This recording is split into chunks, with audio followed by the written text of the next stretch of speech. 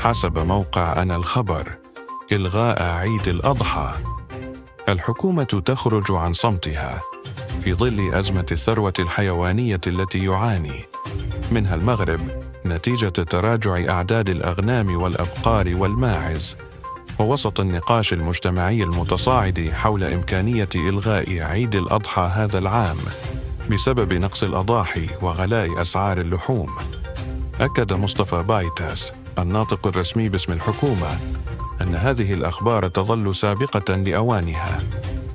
وأوضح بايتاس خلال الندوة الصحفية التي عقدت عقب اجتماع مجلس الحكومة أن هناك 5 أشهر تفصل عن موعد عيد الأضحى، مما يتيح وقتاً كافياً لحدوث تغييرات وتحولات إيجابية بشأن هذا الموضوع.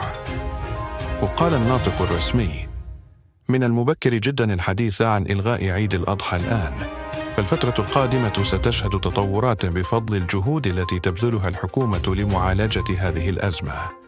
وأضاف أن الحكومة تعمل على إيجاد حلول ملموسة لتجاوز مشكلات نقص الثروة الحيوانية وارتفاع الأسعار، في محاولة لتخفيف الأعباء على المواطنين وضمان توفير الأضاحي في السوق بأسعار معقولة.